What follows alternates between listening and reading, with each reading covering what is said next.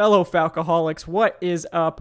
Welcome to a very interesting Falcons versus Chargers Week 9 post-game show. This is a very interesting finish as the Falcons, snatch defeat from the jaws of victory as Taquan Graham just loses the ball. I guess is the only way I can describe it. After what should have probably been a game-winning turnover, Taquan Graham loses the ball. And the Chargers get a first down and run out the clock and kick the game-winning field goal to beat the Falcons 20-17.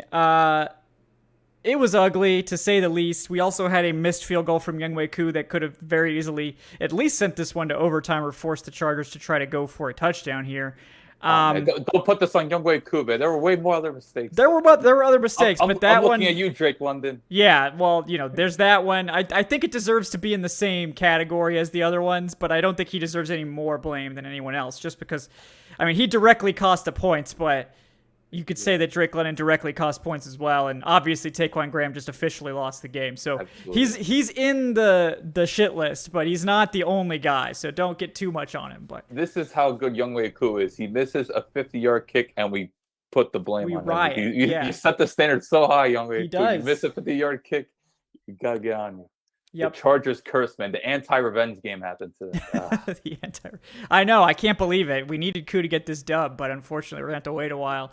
So there was obviously all that craziness at the end of the game. There were more consistent issues throughout, like Arthur Smith's play calling, the way they structured the offense in this one, sort of making it like we're going to prove that we can throw the ball deep, making it that game despite playing like an actually good pass defense and just sort of refusing to commit to the run game despite... we all saw what happened when they started running it consistently. They scored, and when they went to the passing game, they fucked up. So, we got to watch that. We got to watch this passing game fumble and throwing completions, and it's not like it was on any one individual person, but that was one of the more frustrating things in this one. The defense, it's like you're mad about it, but also like Cornell Armstrong is your cornerback, a practice squad player.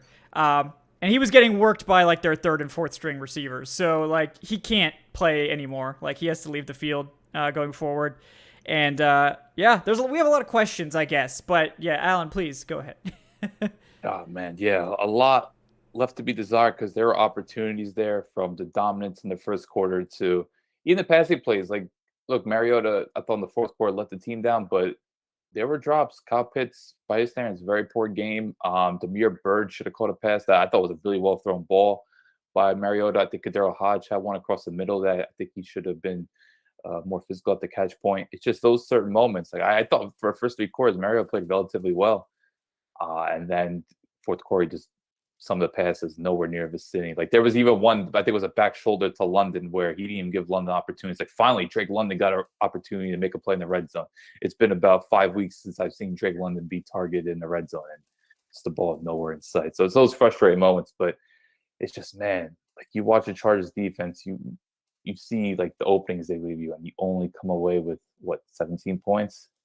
Yeah, and it's just come on. And like, of course, some of the play calling between, I don't know, obviously like the early down play calling just seemed like they were so dominant. Like Algier, to me, I thought it was Algier's best game, coming off arguably his worst game. Like Algier was running very physical, and then you had Patterson, and then there was a stretch where Huntley was getting the ball, where he got a flow. So it's just like you have three very capable running backs on the offensive line. Yeah, they were missing Elijah Wilkinson, but I thought Matt Hennessy, all things considered, floated nice. I know he botched the third down blitz pickup, but besides that, Hennessy was fine.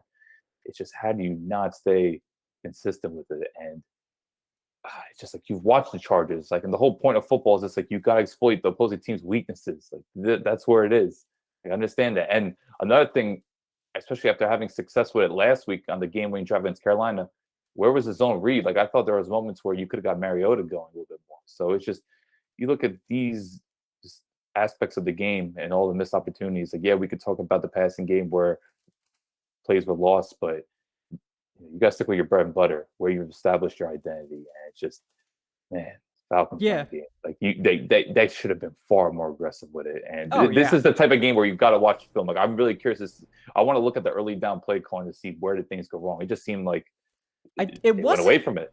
It wasn't that they didn't run on early downs. It was that they basically didn't run on second down. Like they just Gotcha. didn't do it. Like they just every time, even when they get into second and like they get into 2nd and 7 and 2nd and 8 and all that. And like I get not wanting to run the ball there because it's second and long. Like analytically you should pass it there. So that I don't have a problem with. But like they were getting in like 2nd and 2 and 2nd and 3 and trying to throw these deep passes, and like sure, for like a good functional passing offense, that play call might make sense. But for this Falcons offense, like against, and like the Chargers are good against the pass. They suck against the run. Like they are the NFL's worst run defense. So like this isn't a normal game script. This isn't a normal game plan. This is a like you need to run the football against this defense on every single play that it's advantageous for you to do so. And second and short is maybe one of the most advantageous times to run because you're going to get that first down. And they just outright refuse to do it most of the game. I think when they did rely on the run game, they did really well. And when they went to the pass game, they failed a lot. And this was a bad game by Mariota. This was a bad game by Kyle Pitts. Obviously, Mariota had that one exceptional play to Tyler Algier that was just fantastic. Wow. And he deserves all the credit in the world for that. Lamar Jackson-esque, I will say yeah, that. Yeah, that was an incredible play. He deserves the credit for that. And he had some good runs. But this was a bad game for Mariota. And the passing game, it's just not there. Like the deep shots to Kyle Pitts are just not even close to connecting. And that's a big problem. He did drop one, as we said. That was his fault, yes. This was a bad game for Pitts, too, because I don't know that he ran the right route on one of those either. Yeah, and because that was late second quarter, I think the ball would have been by the 45. I think they still had a timeout or two. It was like 25 seconds left. And you're looking at these games, like one score possession. They could have put the ball in field goal position, and 9 out of 10 times you expect Koo to make the kick. So it's just those frustrating moments. Like, I think Pitts still ended up being the leading receiver with 27 yards. It's just that's where the state of the passing game is, and it's just how many more of these losses can you have? I know this. Look, I know the expectations were minimal, and I know this team is still technically in first place. They're competitive, but and we'll talk about the Carolina game a little later. But if there's another game that goes like this, it's just like you got to look at your season and really wonder. We got to get more from this passing game. It's just we need to invest all this draft capital to be so limited. Yeah, and I know someone pointed out, it's like, this is coming from me who, like, complains when we run on 2nd and 8. And it's like, I think, like, they're cutter special. Most of the time, you should not do that. But when you're going up against a good pass defense, and also a just god-awful run defense, and you have an amazing run game, then yes, you should potentially consider running the ball on those, because 3rd and long is the end of this offense. Like they have very little chance of converting 3rd and long without a miracle happening. And they got a couple of those in this game, but that's hard to pull off consistently. Another thing is, I don't know what happened to the first drive.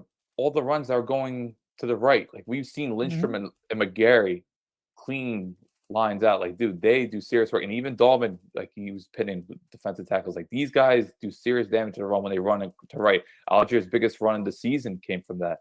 Again, I think it was a 44-yarder on the first drive. It's just, I don't know why they went away from running right as much. Eventually they picked it up a little bit in the second half, especially with Huntley, but it's just sometimes you got to rely where you're most dominant.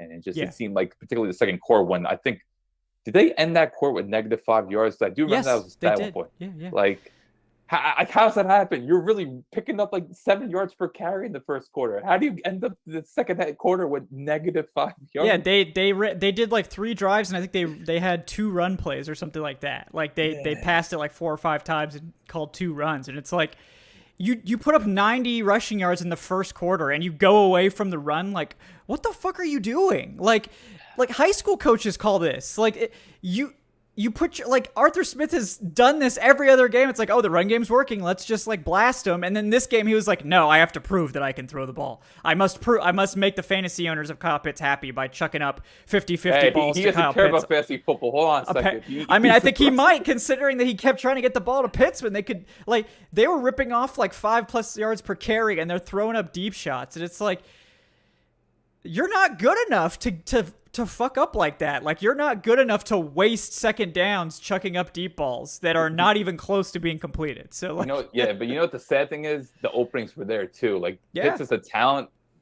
was there, and it's just at this point, like Mariota, like when he throws the ball deep, I tweet this out. I'm like, it's just an unpredictable journey. You do not know where the ball lands. It's very unfortunate, but it's just, and it makes you wonder, like, if this team's seriously going to push for a playoff spot, like, I don't know how many more games can get away with this, because like this was a very favorable matchup. And To me, like I know he's had a short coaching career so far, but this to me is like one of Arthur Smith's worst coaching defeats.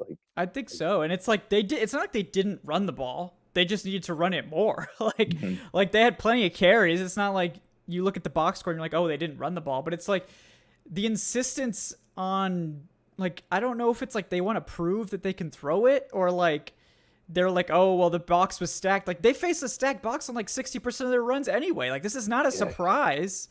Like it's They not they like should have learned after the second quarter, and I think they did in the third quarter. But it's just I like want to that rewatch that last fourth. Yeah. that last drive is a huge mistake for so many reasons because let's say they hit that Kyle Pitts touchdown. You know what happens? This game ends almost the exact same way with the Chargers getting first down after first down because the defense was not stopping them. They had no chance. And then probably having a chance to win it with a 2-point conversion. And maybe they win it, maybe they don't. Obviously, you'd rather have the touchdown, but like I don't even think that was a smart decision schematically. Like you need to bleed off the last 5 minutes and not give them a chance or give them very little time to win this game. Because like if you just score that touchdown, then they've got like 5 minutes now to go win the game again. And like I believe that they could do that too. So Yeah, I definitely hear you, but I'm not going to punish Arthur Smith for trying to get one of his best players involved. It's Kyle Pitts. Yeah, I understand the aggressiveness, and look, we want to see what this past game do. They did some things against Carolina. I think it's just more on a snap to snap basis where it's just that's where the frustration lies. But that final drive, I put that a lot.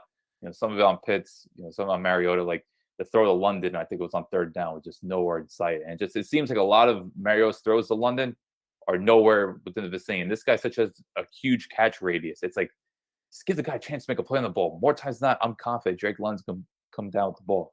Yes, and he doesn't even have the opportunities to get him because the ball's nowhere in sight. That's the problem with Mariota is like when the ball's not on target, it's like not in the zip code. Like it's an uncatchable pass or it's picked off. And like with Kyle Pitts and Drake London, like these are guys that can make up for bad throws routinely. But like if you're not even getting it close, you're just not even giving them a chance. Like and these are two guys that are going to win those opportunities and they can't even give them the opportunity. Like that's how bad it's gotten. Everyone's also got to be accountable. The mistake Drake London made completely inexcusable. I know he's a rookie and they're going to go through growing pains, but in that scenario, it's like you're fighting for extra yards aren't there. Like you're near the sideline. I understand London's aggressive and he wants to make plays with the catch, but you have three guys coming after you. And just the way he was running the ball, like I saw within a second, I'm just like, oh, this looks troubling. Hopefully he gets down. And what do you know, Khalil Mack still doing superhuman things at his age. Like that's frustrating. And I don't want to put too much on him, but it's just we're talking about one possession games. This is where it was. Like they were by the 4-yard line. Yeah. It's just like that's what crushes you. So oh yeah. They blew that one. They had of course the Taquan Graham drop. I call it a drop because he just dropped the ball. And that like maybe they don't win on that, but like they at least force it to overtime. Oh, absolutely. It definitely goes to overtime. Now, when you watched it live, did you think his knee was down? I thought Eckler's knee was down. Clearly I was wrong. Did you? I honestly didn't even weigh in because it was that close. I was like, I don't even want to put a take out there because that was bad. I thought his knee was down. I still kind of think his knee was down. But look, I'm not clearly I don't know enough for the officiating, or the rule book, excuse me. But it's just man. That was tough. Moments. Yeah. I understand you want to make a play and put the team in field goal range, but it's just awareness. Man. It would have been better for them to call that correctly. The Chargers kicked the field goal. At least the Falcons would have had like 30 seconds to potentially go kick a field goal. And so they actually hurt themselves by fucking that up. Yeah. I mean, 30 seconds and no timeouts to Marcus Mariota. Yep. They would have had it, but it would have it's better than just, they kick a field goal and it's time, timed out. Fair enough. But yeah, it doesn't matter. Like they weren't winning that game. That passing game was so anemic in this one. I mean, 128 yards on 23 attempts. It's just, that's inexcusable. Like, it's like what, 2 yards per attempt or something? I didn't think it was almost as bad. Like I thought the Cleveland game was like rock bottom. I think this might be rock bottom just because they legitimately waste opportunities. Like the Cleveland game was rough passing wise. I'm not talking about the offense. Just I thought Mariota could have been benched that game. Was like 7 for 19. But this was a collective effort because like I said, there were about 3 or 4 plays receivers should have made, but it's just you just sigh. And I thought the pass protection held up fine. I thought Hennessy, did decently well for someone that hasn't played a snap all season, from my recall. So it's just, man, Yeah. they only have 17 points. It's just like, for how efficient this offense is and how they started the game. Because dude, they started the game so dominant. Like, I haven't seen the Falcons that Yes. dominant since like late 2017. Remember, there was like a 3-game stretch in Yeah. 2017 where it seemed like Steve Sarkisian was finally getting the pieces together. I think they played Dallas, Seattle. They played against a really bad Tampa Mike Smith defense. Like, Falcons' deep offense was firing on all cylinders, and maybe they had through some spurts in 2018 as well. But like, I haven't seen the Falcons' offense look that dominant in like so long. Like, that first drive, when you were watching it, you were just like, oh my god, they're gonna win this game convincingly, most likely. Yeah. Yeah, and they just like I don't know why you go away from the run.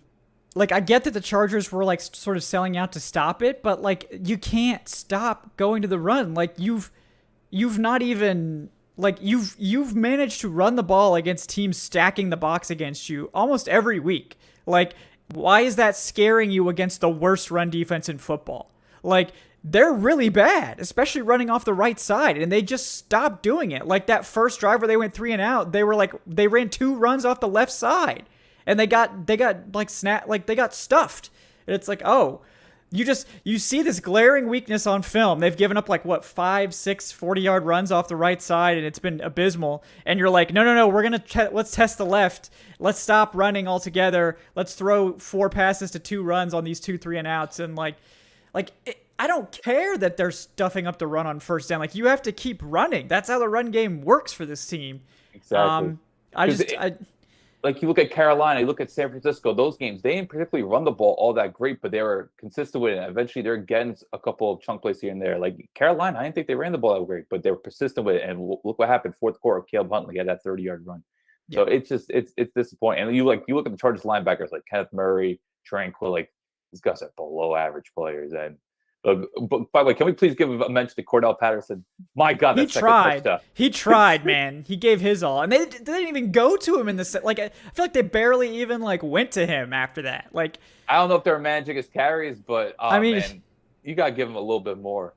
Yeah, like, maybe he's not fully back, and that's fine. But like, we can't keep pretending that this is like a competent passing game. It's not. Like, maybe they're gonna get lucky, and maybe Mariota has a good game here and there, but like, on the whole, this is one of the worst passing games in the NFL, and it's not close. Like, I mean, that efficiency is there because they do hit these big shots from time to time, but like, it's bad. Like, it's a bad passing offense.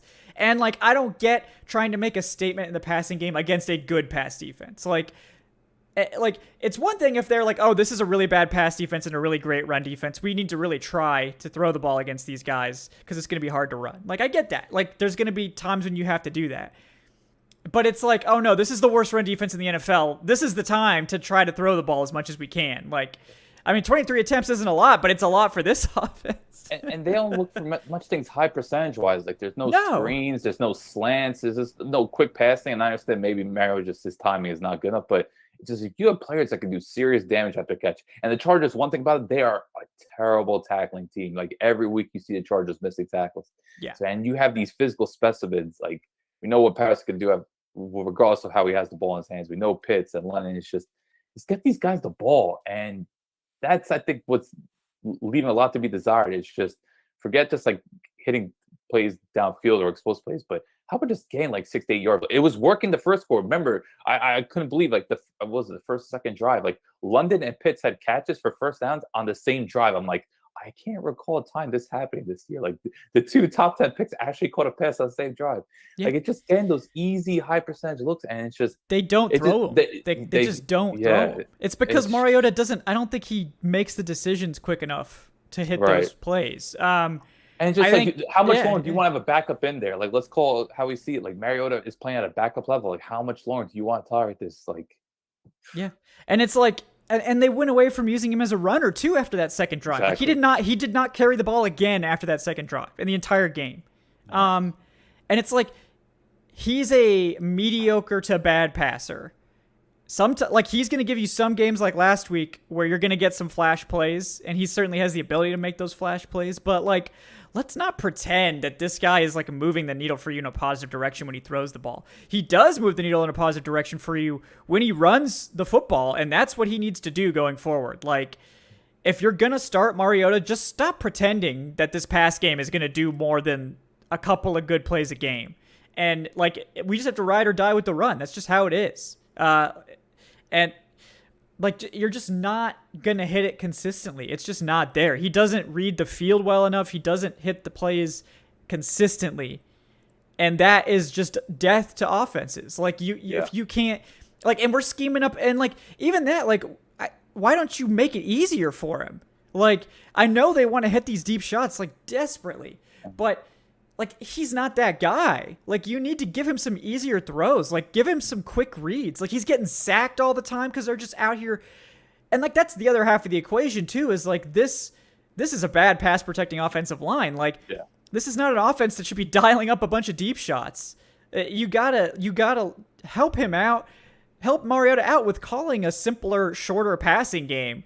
Like, I know how it's just like they just so desperately want these like big completions, and I get why you want them, but they're such a low percentage play, and this offense, honestly, this offense can't afford incompletions. Like, it stalls their drives.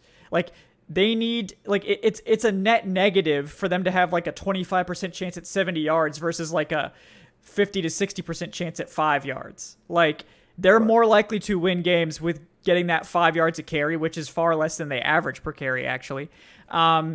They're better off just sticking with that grinded out approach than trying to get these big plays, because like it's an incompletion like 75% or more of the time. This is not Josh Allen, Patrick Mahomes, where you're getting an opportunity, a plus opportunity to hit these deep shots, where you're going to hit them more often than not. And if you're not going to hit them more often than not, then you got to move to something else that you're going to succeed at, which is running the football. Even more so against an opponent that you know is just god awful at running the football. So, you want to get to the defense, because I'm sure we should. To talk about I there. do want to. Yeah, and that brings me to our first donation here from Dirty Birds 34. What's up, man? Thank you for the $10. He says, understood our defense is banged up, but Jesus, enough said. Inexcusable.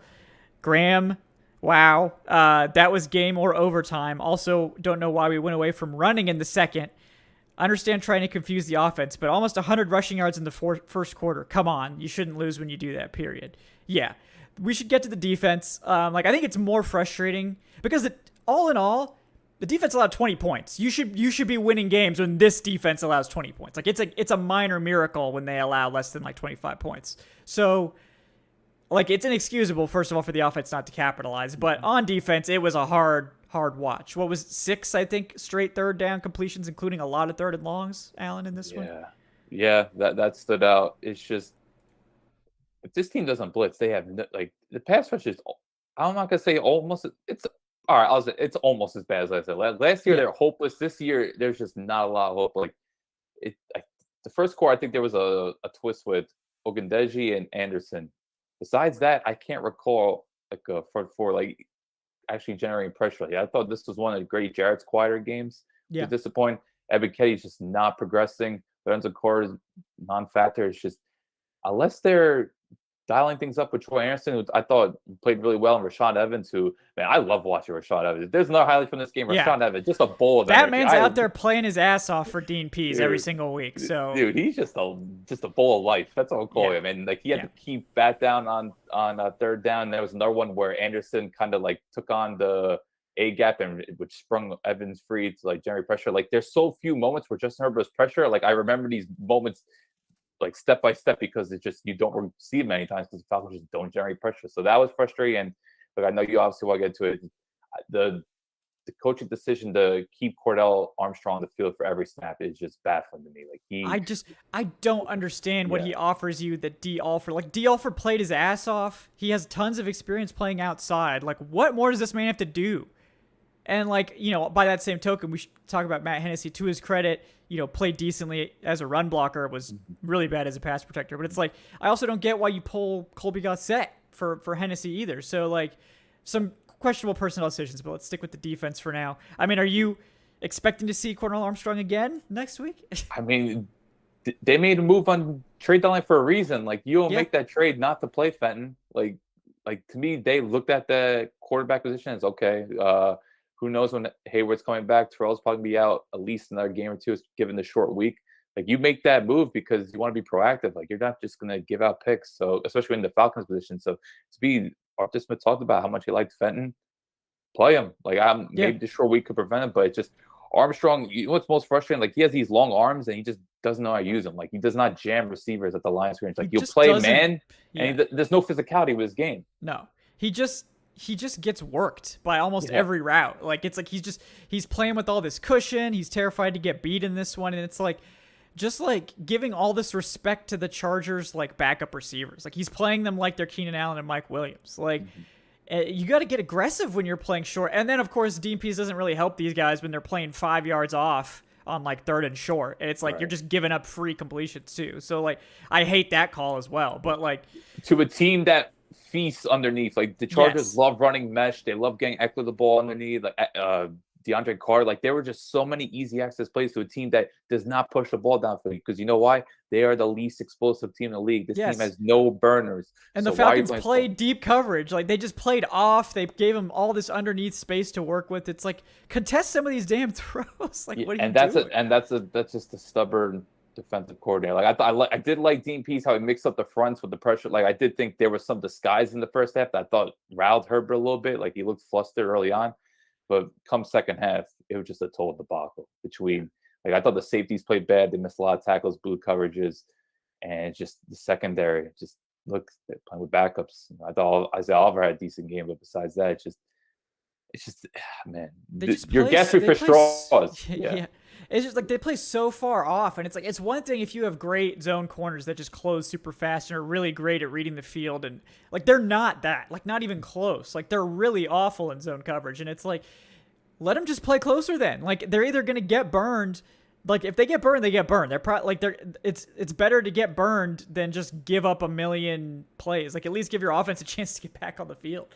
Like, if you're going to give up a 50-yard touchdown, just give it up already. Like, instead of just giving them free access to exactly what they want to do and not even challenging them at all. Like, I'm not seeing Michael Walker making any strides here, which is disappointing. Like, he's someone they really were supposed to be counting on, and it's just I don't see high impact plays there. He's not really doing a lot of coverage.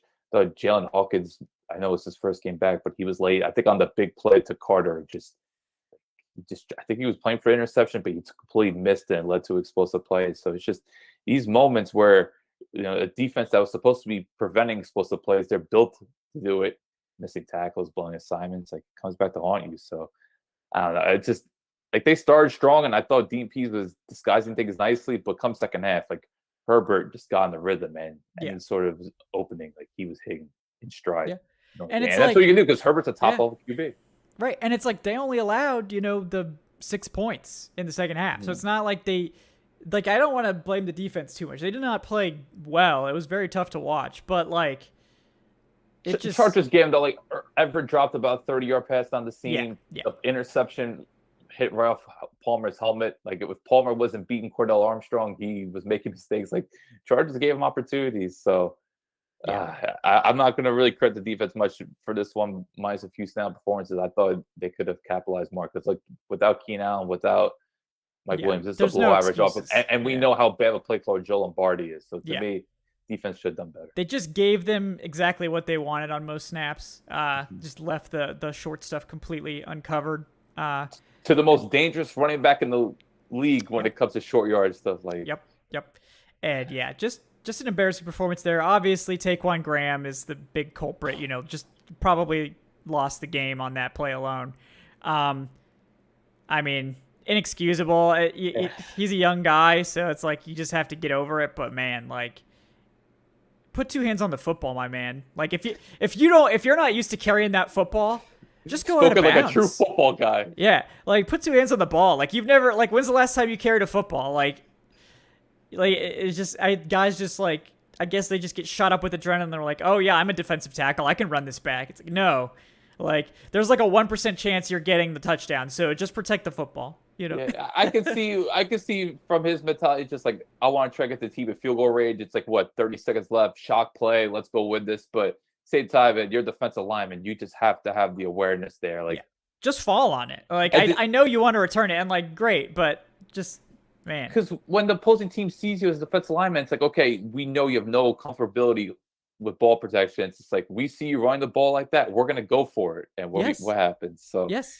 I mean, yeah, everyone's gonna be like, "Oh, that's easy ball." But it's like he didn't even need to get touched. He just straight up dropped it. Like that's how bad he was holding the ball. Like he just straight up dropped the ball while running. Like, and to make matters worse, next play, what happens in the yep. slot? Cordell Armstrong gets beat right away by Palmer on the deep over. Herbert hits Palmer in stride. It's just like, it was just so predictable how the game was going. It's just like, once the Yes. Chargers got the ball back, it's like they're gonna go exploit Armstrong, or they're gonna get the ball at Eckler in space, and that was it. So Yeah. it's just too many things, inexcusable things happen that shouldn't have happened, and that's why I think everyone's leaving with a real bitter taste in mouth, because to me, all the pieces are aligned for the Falcons to win this one.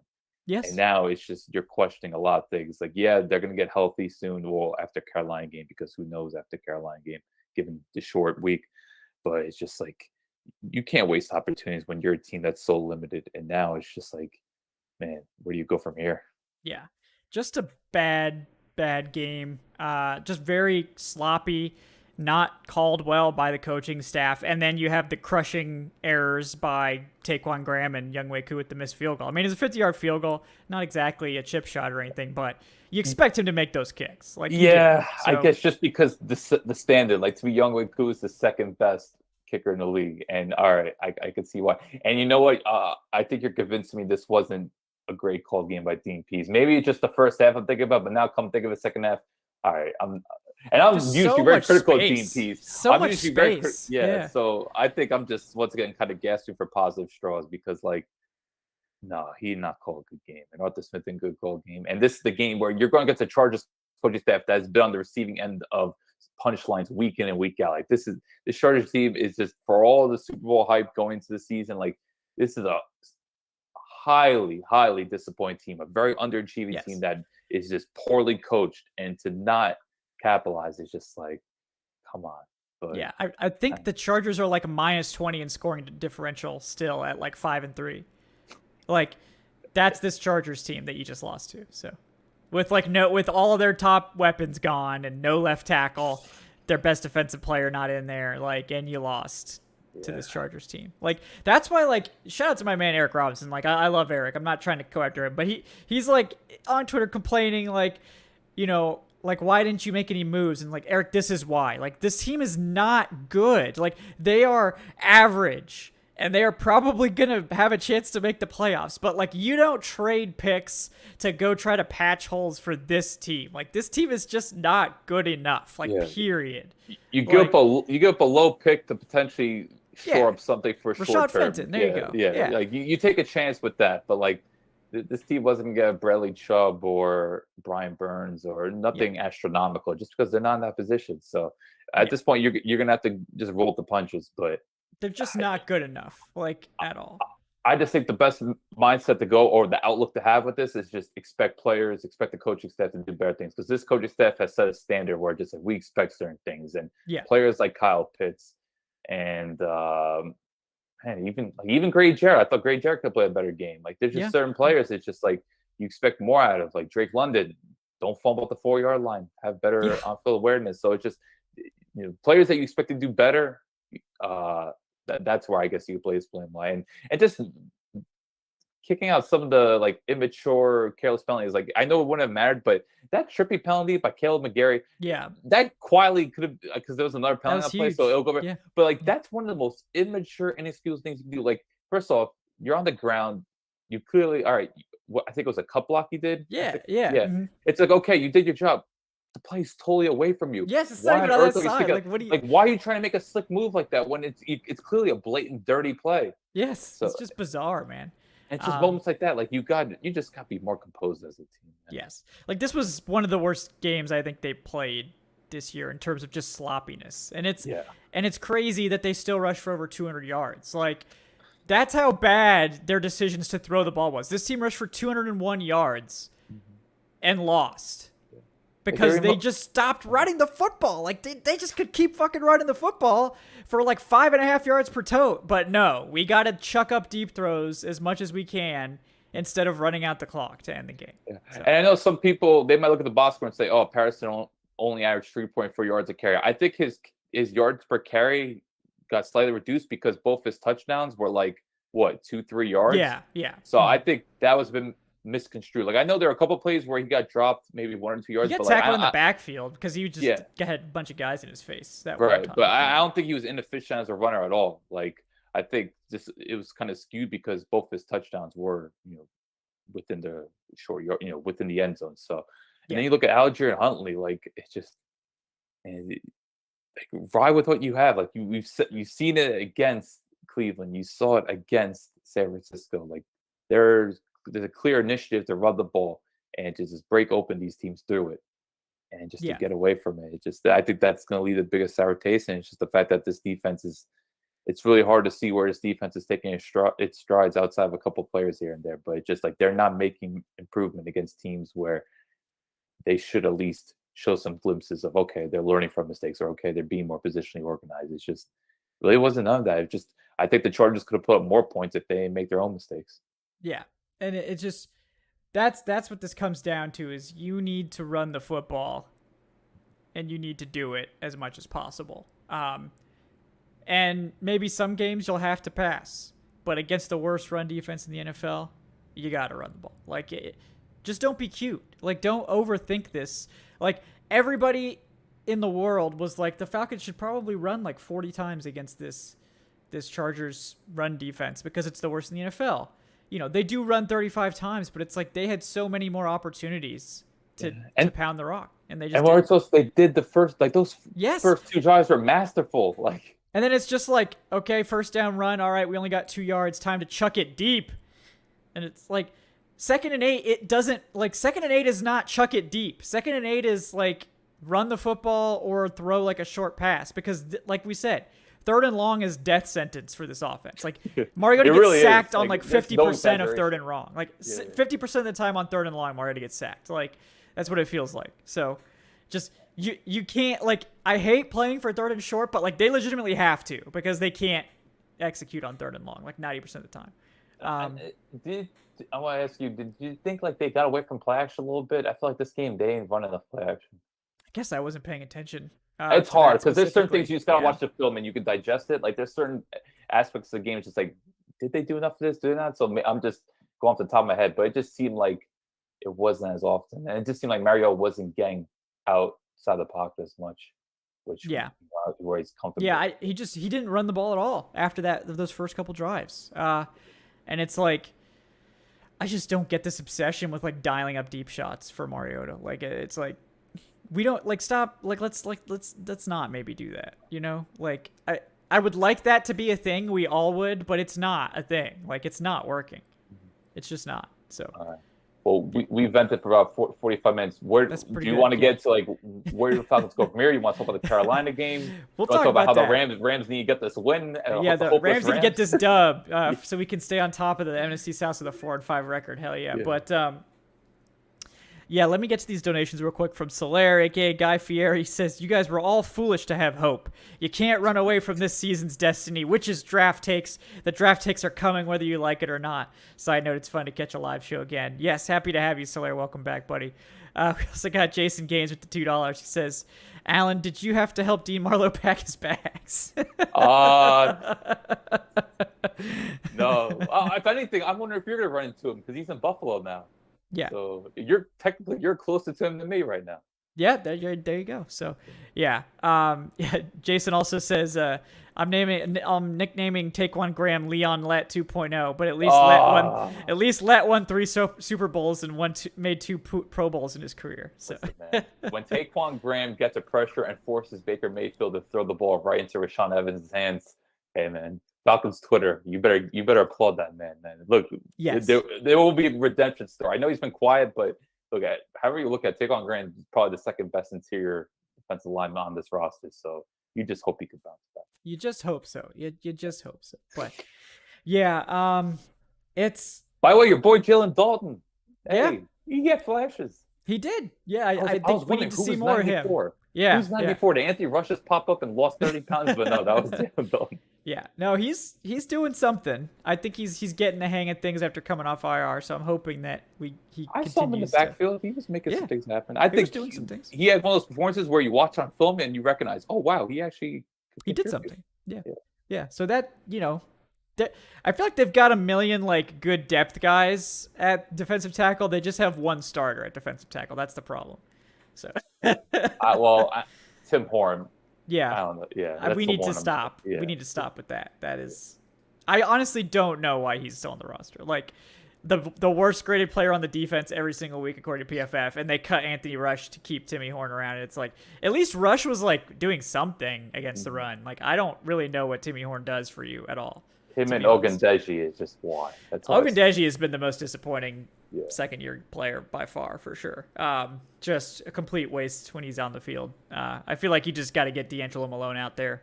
Like, just get him out there. It doesn't matter. Like, we've seen enough from Ogundeji. Like, no pass rush, just misses a bunch of tackles. Doesn't really set the edge. Yeah, I don't really know what it is that he does. That's a bonus for you at this point. Whereas you saw D'Angelo Malone come flying in for that tackle for loss. I feel like that dude just flashes in his, like, 2 snaps a game or whatever they play him. I get Malachi Goodman flashbacks watching Ogundeji. I don't know what he does. It's like, what exactly is it that you say you do here? How are you playing 30 to 35 snaps a game? Yeah, just it's disappointing, but the Falcons are going to be on a short week now to play the Panthers, who just got waxed by the Cincinnati Bengals. Baker Mayfield apparently will be starting again. I guess we'll see. I feel like that's a mistake, but because we saw Baker Mayfield for like 5-6 games be awful, and then it was like PJ Walker came in and at least looked good. I mean, he struggled against the Bengals, but Look, man, I think PJ Walker, hell of a story, but that first half was ugly. Like it was very ugly. Yeah, don't get me wrong. I think at this point you offers more than Baker Mayfield, but both of them are below average. Like I don't think it really makes a huge difference, because if you really watch that game against the Falcons, like snap by snap, PJ Walker was just missing throws everywhere. But he made a few big plays, and people are gonna remember that. It's cool, fine, I get it. But at the same time, I don't think it's a substantial drop off. I think both players they're both below average, and the Falcons, they have to go into this game thinking we got to force at least multiple turnovers. Yeah, and we gotta see different corners. I don't know why D. Alford can't get back on the field. Like all this man did was like come in as an undrafted free agent and play well, like covering some really damn good receivers, and then it's let him play on the outside, because it seems certain. Like, all right, Isaiah Oliver found his niche as a slot corner. He seems back to full speed now. After this game, I think was the first one where I think he looked like he's back. I get why they don't want to put Isaiah in the outside corner, because when he's been outside corner, he's been just a disaster. Like, we remember that makes sense to me. So I understand why. Okay, Isaiah Oliver does not offer you that versatility, just because we've seen what he's on the outside. Just let him do his thing in the slot. But let's see the Alford out there, because at this point, we've seen essentially three full games of Cordell Armstrong. Yeah. He maybe had 1 or 2 nice plays against Carolina. Besides that, it's been ugly. Like, enough is enough. Yeah, he is like a 6th string corner. Like at this point, I'd rather see Mike Ford. You know what I mean? Like it's another player. Yeah. Like I don't know why he has so much favor with this staff. Like what? Like and then again with Matt, like the Matt Hennessy thing too. Like that wasn't as disastrous as I thought it was going to be. I mean, he was getting absolutely destroyed as a pass protector. I think Colby Gossett is probably the better player, but it's like all Colby Gossett does is come in for Wilkinson for a game, look very good, and then he gets benched, and it's like what, why? Like, you're not going to reward your guy. Like, your backup comes in, plays great. Now he gets a chance to play, and you're like, actually, we're going to pull you out for the backup center because reasons. And Wilkinson's out for a minimum of a month, correct? Yes. Ooh. So it's like, I don't understand. Like, I thought they were just getting Hennessy reps at left guard because they knew Wilkinson maybe was going to miss some time, and they wanted him to be able to step in there as, like, one of the backup guys. But why... why are you pulling Gossett? Like, I don't understand what he did. I just don't understand. So I remember Hennessy in 2020, granted it was a rookie year, but he played left guard a bit, and it was a disaster. So yeah, I thought he was decent this one. We'll see where it goes. But, you know, when you watch the Seahawks game from week 3, Gossett looked fairly confident. So yeah, I mean, I think he looked great as a run blocker in particular. So like, and Hennessy I think looked pretty good as a run blocker as well. But as a pass protector, that dude is still really bad. Like, I mean, he got destroyed by an off-ball linebacker, like absolutely annihilated by an off-ball. And like, even linebacker. though he was late, he's still like he was late, but competent left guard still picks that blitz. You have At least he 100 doesn't get pounds on the bulldozed. Yeah, man. like you don't get bulldozed like that. And that was He's just like, got- oh. He should have like 80 pounds on that linebacker. I don't give a shit how fast he's running. Like, And it happened on third down too. So for people to say, oh, it was one mistake, but still, these are crucial mistakes. Like Yes. when you lose one possession games, you have to like dissect. That's just how it is. Like this team didn't get totally outplayed. It was a one possession game where they should have won it. So we have to assess these mistakes, especially on third down, and that was a big one. yeah, just man, Thankfully, it's a short week. It's a I short will week. We're say- gonna get over this one quick. Like I don't even have time to do a film review of this one, unfortunately, because we're gonna have to know. get right into next week's Yeah. content. That's But just how it is, people. yeah, it's tough. Let me get this George Costanza donation. What's up, George? With the $3. He says, The great George Costanza. Yes, the great George Costanza. He says, Kevin, you and Adnan rocked it out in the preseason with the play-by-play. Now I'm forced to listen to other channels, and they aren't you guys. What are the chances you could do play-by-play on Sundays?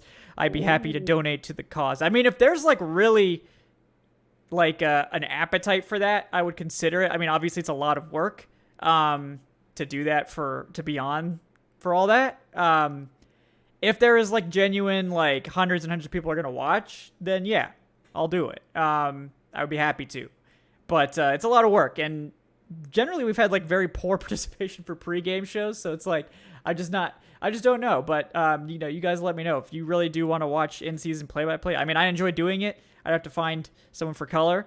But I mean, if it's something that is really desired, I would consider it. But it's a lot of work. I'm not gonna do it for like 50 people just sitting here. No offense to the 50. Like I would love you guys, but yeah. And Kevin, let the listeners know you're a very hardworking man. You do a lot for the site. So like I do a lot of shows. I gotta rest my voice sometime. But like I mean, I enjoy the play-by-play. Like if you guys legitimately really do want that, like I would consider it. But it's a lot. It's a lot of talking. Like a lot. So. Listeners, he gives you a lot of great content. In a multitude of ways as well. Not just a writer, not just a podcaster. He does it all. So yeah. All right. Well, any final takes you got, Alan? Yeah. Also, Felipe Fricks did go out of this game with a calf injury, so everyone sort of asking why is he active? Well, you may get your wish, and he might be inactive now. I hope you're happy that you wished injured. No, I'm just kidding. I know you guys weren't doing that, but yeah, I didn't even know that he played. Like I did not see where he got hurt. So I'm still getting over that failed flop last week, man. That was one of the worst things. You had one job, Felipe. You got to get that penalty, bro. And to his credit, he tried. He gave it a good effort. Cost the team 15 yards. Oh man, but he tried, Alan. Okay, yeah. You can't even get 15 yards by flopping. What are we doing? Yeah. Oh man, but hey, look, at least they're not running the option with him like last year. Yeah, thank God. What thank a horrible God experiment that was. But look, though, Thursday will be here. That's the best day. That's going to be another cursed game Thursday night against the Carolina Panthers. Just waiting for that to be another beautiful disaster, Alan. It went well 2 years ago. It was kind of a forgettable game, but they did win 2 years ago on Thursday night. I mean, this team is really great at getting to 500. They're really bad at getting above 500. So they're probably going to win next week and then lose to the Bears. So Bears, Commanders, Steelers, you couldn't ask for a better schedule to get over 500. But this team, they're going to struggle to win every single one of those games, and you know it. I mean, they might win more of them than they lose, but I feel like they're going to struggle in every single one of those games. Because they've blown out exactly one team, and it was the 49ers' #1 defense, which is obviously crazy to me still. But this team they do not make it easy. They just don't do the little things correctly enough for me to feel confident in them winning against any team. I don't care how bad the Commanders are, or how mediocre the Steelers are, or how, the Bears are hot now. They're out there. Dude, they're firing, man. Yeah. Did they end up winning that game? No, they lost, but look, Miami's a juggernaut in itself. They are, yeah. Miami's offense is a lot better. They can actually throw the ball with Tuanon, so. But all right, let me get to a couple more donations here before we wrap it up. Yes. Okay, George is coming for the Mariota fans. All right, so these are George Costanza's words, everyone. So Mariota stands. Don't get mad at me. Okay, everyone can have their own opinions. George says everyone played like garbage, but the Mariotites, I guess that's how you would pronounce it, will say it was all on the receivers. Mariota is a mediocre passer, so can we please move on now? At least run him. Obviously, we don't want him to get hurt, but that's a risk when you do run the football. At a certain point, I think it's Ritter time. And then he says, all right, this is the fire take here. Okay, guys, so get ready.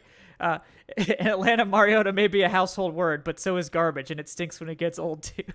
I'm George Costanza, and that's my opinion. This is George's opinion. George, thank you for your opinion. I know that the Mariota debate is the most fierce one in the franchise right now, and it's... Let's wait till after Thursday. Let's wait till after Thursday. We know he's going to start Thursday. And I don't think he deserves to be benched yet. But it's like, if he strings together, like, his thing has been bad game, good game, bad game, good game. And, like, if you keep hitting the good games, and this team is still in playoff contention, then he's going to keep starting. But if he strings together 2 or 3 bad games, then is when things are going to hit the fan. I think a bad performance against Carolina could do it. Because and it's Thursday night. That's most of the time, these are bad offensive games. I just think this team, they have enough pieces where it's just like this team should be competitive. This team should be competing for division titles, crazy as it sounds. And they're playing against one of the worst teams in the league. Like if it's another bad performance, because I didn't think he played that great against Carolina either. Like it's been tough past couple, and we know about the Bengals game. So at this point, if he's the reason why they lose, I think a drastic decision can be made. But I do want to give listeners good though. Matthew Stafford, 69-yard touchdown to Cooper Kupp. There we go. The Rams actually produced an explosive play. Hell yeah. Well, that is a very good omen for the Rams, considering they almost never do that. So I would just love it if it's like when the Falcons lose, like every other NFC South teams loses, and it's just like the Falcons just keep on top of the NFC South because everyone else is bad. Like I would accept that division W just from that. Like, I mean, I feel like the Panthers won this division at like 7-8-1 5 years ago. 6 years ago. 2014. So it's been some time. So it's been a while. But like, I mean, I think we need to see this Falcons team come up with one of those like 8-9 style like division titles, because that is where we're headed right now, I think. And like, to be fair, like I did predict the Falcons to lose this game coming into the season. I just thought the Chargers would be like healthy Chargers, missing all their best receivers. So like, if they had Keenan Allen and Mike Williams, I would have predicted them to win this game. But the Falcons really had no business losing this game. They just blew it. So, and like, it's not all Koo's fault, but like, Koo, I need you to make that kick, man. I do need you to make that kick. And like, also, mostly Taquan Graham, I need you to not drop the football. Mostly that. But a little side helping of Younghoe Koo, please make the kick. And then a big helping of like Arthur Smith, just run the damn ball. Like, if we're going to go back to the 90s, like go all the way back. Like let's commit to the baggy jeans. Let's commit to the run first style. Let's commit. I mean, just go full 90s. Like don't pretend that we need to throw the ball at all. Like let's just smash the opposing defense, especially when they allow 5.9 yards per carry. That would be good. Yes. I would prefer that style of offense going forward. Like, I appreciate you trying to throw the ball to Kyle Pitts. I'm sure fantasy fans like it, but just win games, ultimately, I think is more important. I think you would agree. So, let's see it. Let's see you get a winning record, okay? For fuck's sake. Like, I haven't heard you this route up in a very long time. 0-13 and getting to a winning record. Just win a goddamn game to get to a winning record. For God's sake, I need to write that article. The Falcons finally have a winning record. Yes, like this has been sitting in drafts for 5 years. This like, Falcons finally back to a winning record. It's just like, come on, guys. Like, please get this done. Until you do that, I'm not going to believe. Like, you need to find a way to getting a winning record at some point. Like, please.